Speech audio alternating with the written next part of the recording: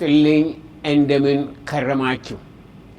ዛሬ በፊታችሁ የቀረብኩት አገር ለምስጋና በሚል አጭር መልእክት ይዤ ነው።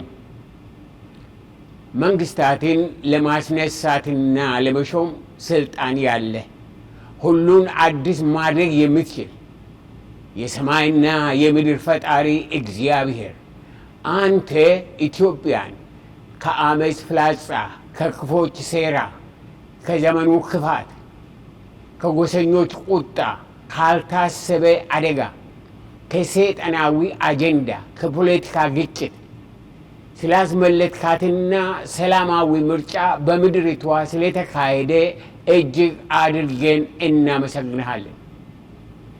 እንዲሁም ኢትዮጵያን ለማሻገር፣ ለማትረፍ፣ ለማስታረቅ፣ ለማበልጸግ፣ ለማክበር በዚህ ሁሉ አልፎ የተመረጡትን ውድ ተመራጮቻችንን ክቡር ዶክተር አብይ አህመድንና ሹማምንቶቻቸውን ኢትዮጵያን ለማገልገል እንኳን ታደላችሁ፣ እንኳን ታሰባችሁ፣ እንኳን ሞገስ አገኛችሁ እንላችኋለን።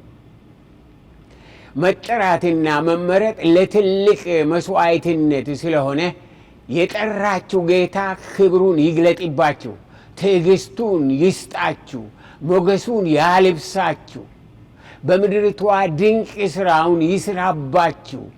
አሁንም ታማኙ እረኛ የእግዚአብሔር ልጅ የናዝሬቱ ኢየሱስ ከነጣቂው አውሬ፣ ከሚያጋጩ ዘረኞች፣ ከአመፅ መናፍስት፣ ከበታኙ ኃይላት፣ ካሳዛኝ ሁካታ፣ ከአገር ዋይታ፣ ከገዳይ መንፈስ አገሪቷን ጠብቆ ወደ አዲስ ምዕራፍ፣ ወደ ከፍታ ዘመን እያሻገራት ስላለ ምስጋናችን ከፍ ያለ ነው። ክቡራትና ክቡራን፣ ይህ ለሕዝባችን ወርቃማ ዘመን፣ የእርቅ ዘመን፣ የሰላም ዘመን፣ የሥራ ዘመን፣ የፍሬያማነት ዘመን፣ የበረከት ዘመን፣ የመያያዝ ዘመን፣ የሽግግር ዘመን፣ የፈውስ ዘመን፣ የብልጽግና ዘመን ነውና ሰላም የለም፣ አንድነት የለም፣ መግባባት የለም አትበሉ። ሰላምና አንድነት የሚጀምረው ከመንግስት ሳይሆን ከእያንዳንዳችን እንደሆነ አንርሳ። በውስጣችን የሌለውን ሰላም ከሌላ መጠበቅ አንችልም። ስለሆነም ዛሬ ዘመን ያለፈበት ዘረኝነትና ጥላቻ፣ አመፅ፣ ክልል፣ ንቀት፣ ክፋት፣ ግፊያ እርግፍ አድርገን ትተን በአዲስ ራዕይ፣ በአዲስ ዓላማ፣ በአዲስ ጉልበት፣ በአዲስ መንግስት፣ በአዲስ አቋም መንቀሳቀስ እንጀምር። አዲስቷ ኢትዮጵያ በእያንዳንዳችን ስትገነባ መሆን የሚገባትን ትሆናለች። መድረስ ወደሚገባት ትደርሳለች። ኢትዮጵያ ጤናማ አጀንዳ ይዛ በአንድነትና በመግባባት ወደፊት እንድትንቀሳቀስ አዲስ አቅጣጫ፣ አዲስ ራዕይ፣ አዲስ ጉልበት፣ አዲስ ቃል ኪዳን፣ አዲስ እይታ፣ አዲስ ዘመን፣ አዲስ ትውልድ፣ አዲስ ጉልበት ያስፈልጋታል። በአንድ ልብ ለአንድ ዓላማ እንነሳ። ተያይዘን እንደመር፣ ተቃቅፈን እንሻገር፣ ተባብረን እናሸንፍ። ዘመኑ የኛ የኢትዮጵያ ሕዝብ ነውና። ክቡራትና ክቡራን፣ ከዚህ በፊቱ በእርስ በርስ ላይ እናሳይ የነበረው ባዶ ፉከራ፣ ምቀኝነት፣ ቂም በቀል፣ አለመጣጣም፣ ከንቱ ልፍለፋ ይብቃል። የማንም ብሔር ከማንም ብሔር አይሻልም። የማንም ቋንቋ ከማንም ቋንቋ አይመረጥም። ቋንቋ የተሰጠን ሐሳብን ለመለዋወጥ እንድንችል እንጂ እንድንጣላበት፣ እንድንለያይበት፣ ሆድና ጀርባ የምንሆንበት ጉዳይ አይደለም። ለዘመናት መተማመንንና ግልጽነት የጎደለው የኢትዮጵያ ሕዝብ ዛሬ በዚህ በአንደኛው ክፍለ ዘመን በፍርሃትና በጥላቻ መቀጠል የለበትም። በመንግስት በማሳበብ በብሔር ፖለቲካ በማሳበብ በኢኮኖሚ በማሳበብ በጭቆና በማሳበብ ጫካ የገባችሁ ሁሉ ወደ ህብረተሰቡ ተመለሱ። በውጭ ሀገር ያላችሁ ጌታን የምትፈሩ ከሆነ ህዝቡን ማጣላት ከመንግስት ጋር ማጋጨትን አቁሙ። የምታተርፉት ራስ ምታት ብቻ ነውና ከእንግዲህ የሚያዋጣን እርቅና ሰላም ብቻ ነው። በልዩ ልዩ ስም ከጤናማ ኑሮ ያፈነገጣችሁ በመዝረፍ በመግደል ንብረትን በማጥፋት ህብረተሰብን በማወቅ ውጭ ሆነ ውስጥ ያላችሁ ኢትዮጵያውያን ወደ ልባችሁ ተመለሱ። ኢትዮጵያ የምትተርፈውም ሆነ የምታተርፈው በሰላም መንገድ በመሄድ ብቻ ነው። አዎ በእርግጥ የሚያዋጣን ሰላም ብቻ ስለሆነ ምድሪቷ ከዳር እስከ ዳር የሰላም አዋጅ ታስተጋባ። ሰላም ለገበሬዎች፣ ሰላም ለነጋዴዎች፣ ሰላም ለተማሪዎች፣ ሰላም ለአስተማሪዎች፣ ሰላም ለሰራተኞች፣ ሰላም ለአሰሪዎች፣ ሰላም ለመሪዎች፣ ሰላም ለተመሪዎች፣ ለህብረተሰብ ሁሉ ሰላም ይሁን። አሁንም እላለሁ ሰላም ለአማራ፣ ሰላም ለሶማሌ፣ ሰላም ለትግራይ፣ ሰላም ለቤኒሻንጉል፣ ሰላም ለኦሮሞ፣ ሰላም ለመላው አገር፣ ሌላ ቀርቶ ሰላም ለኤርትራ ይሁን። በዘርና በዞን በመከፋፈል የትም አንደርስም። ውጤቱ መቆሳሰልና ዋይታ ብቻ ነው። በጎሳ መከፋፈልና በቁጣ መኖር ለማንም አይጠቅምም። ልዩነታችን ለበረከት እንጂ ለጥፋትና ለክፋት መሆን አይገባም። ውድ የኢትዮጵያ ህዝብ፣ እንደ አንድ ህዝብ ከዚህ በፊት ያጣነው እውነትን፣ ሰላምን፣ ግልጽነትን፣ ይቅርታን፣ መቀባበልን፣ ፍቅርን፣ ምሕረትን ነው። ዛሬ ግን የሰራዊት ጌታ እግዚአብሔር እየጎበኘን እንደሆነ በምድርቷ ባለው እንቅስቃሴ እየታየን ነው። ኢትዮጵያን ከእስራቷ ለመፍታትና ነፃ ህዝብ እንዲኖርባት ለማድረግ የአገር ጉዳይ የሚገባቸው ከጥላቻ አጋንንት፣ ከዘረኝነት መርዝ፣ ከሙስና እርኩሰት፣ ከስልጣን እብደት፣ ከስንፍና እስራት ጌታ የታደጋቸውን ትውልድ እያስነሳልን ስለሆነ እንደገና ጌታን እጅግ አድርገን እናመሰግነዋለን። አዲስ ትውልድን እየሰጠን ነው። ማስተዋል ያለውን ትውልድ እየሰጠን ነው ጌታ። እንዲሁም በንጹህ ልብ ተቀብለናቸው በንጹህ ልብ እየተከተልናቸው በጋራ ለምድራችን ፈውስ መስራት የሁላችን ኃላፊነት ነው። ከእንግዲህ በመለያየት አንጠነክርም፣ በመራራቅ አንያያዝም፣ በመቆሳሰል አንፈወስም፣ በመነቃቀፍ አንዘልቅም። አንድ ማወቅ ያለብን እውነት ሁላችን ኢትዮጵያውያን ነን። ኢትዮጵያዊ አይደለውም የሚል ካለ ራሱ ለጦርነት ለጥፋት እያዘጋጀ እንደሆነ መርሳት የለበትም። በኢትዮጵያ ምድር ኖሮ ኢትዮጵያዊ አይደለውም ለሚል የውጭ ሀገር ፓስፖርት መሸከም ይኖርበታል። በአመፅና በሽፍጥነት በኢትዮጵያ ሕግ አልተዳደርም የሚል ከሆነ ግን በኢትዮጵያ እሳት መበላቱ እንጂ ሌላ እድል የለውም። እስከ መቼ ራሳችንን ልጆቻችንን እናታልላለን? እስከ መቼ ለክፋትና ለጥፋት አልፎም ለጦርነት ከበሮ እንጎስማለን? ፊደል እንዳልቆጠረ በሞት ጨለማ የምንኳትነው እስከ መቼ ነው? ኢትዮጵያን የሚያሸንፍ የለምና ልብ ብንገዛ መልካም ነው። 54 ሚሊዮን ለብሔራዊ ምርጫ የወጡ ውድ ኢትዮጵያውያን በዚህ ምርጫ ሐሳባቸውና አቋማቸው አንዱ እርቅና ሰላም እንደሆነ በማያዳግም ሁኔታ ለመላው ዓለም አስመስክረዋል። ይህም የሕዝቡን በጎ ፈቃድና እንቅስቃሴ የሃይማኖት ተቋማት ሆነ መንግሥት አጽንዖት ሰጥቶት በሥራ እንዲተረጉሙ አገር አቀፍ የእርቅና የሰላም ቀን እንዲያውጁ በአክብሮት እንጠይቃለን።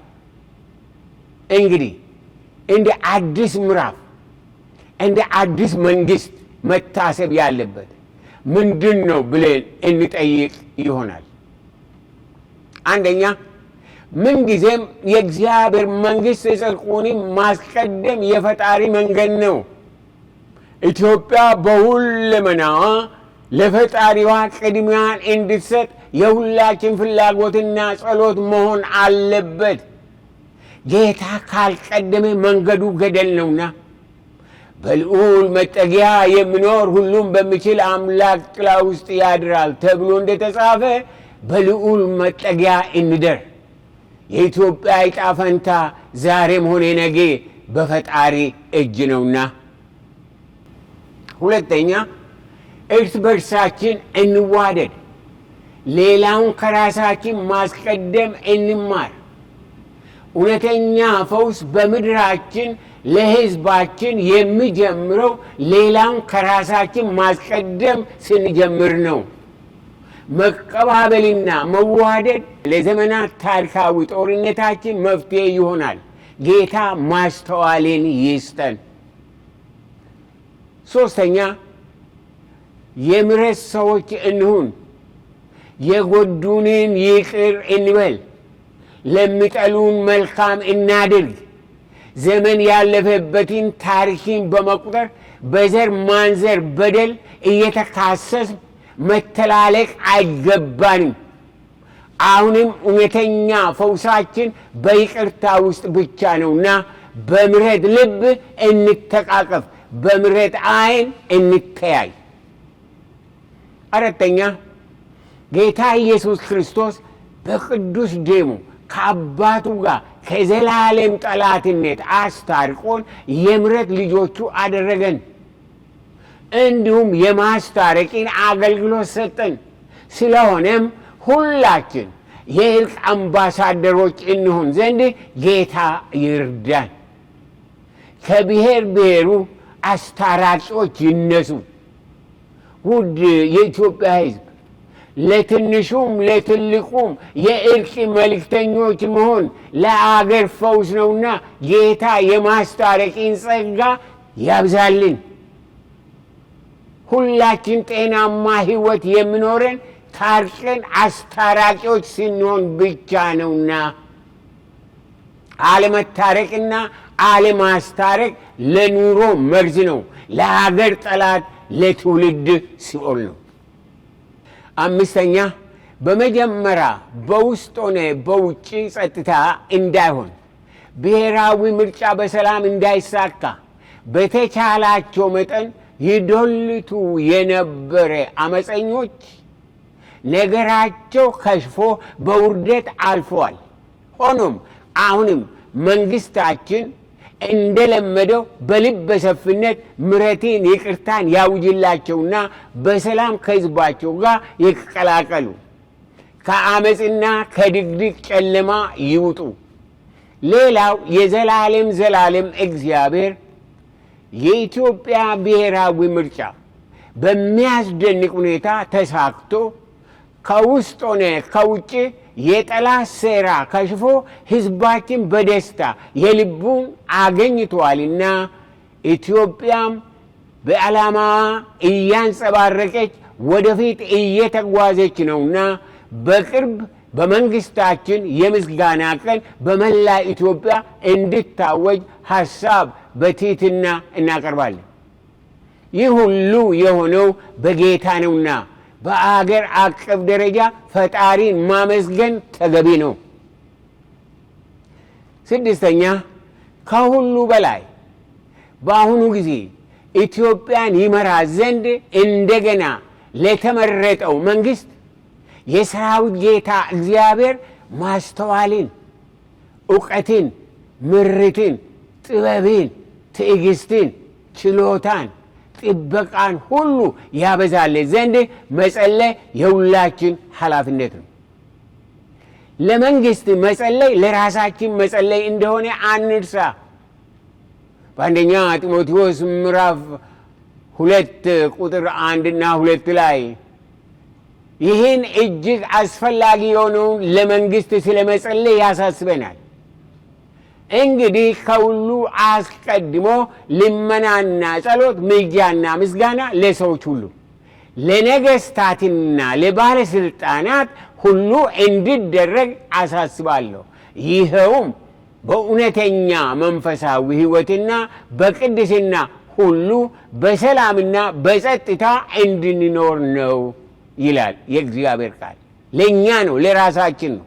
በሰላም በቅድስና እንድንኖር መጸለይ፣ ለመንግስት መጸለይ፣ ለራሳችን መጸለይ፣ ለህዝብ መጸለይ ያስፈልገናል። ውድ ወገኖቼ ይህ የኢትዮጵያ ዘመን ነው።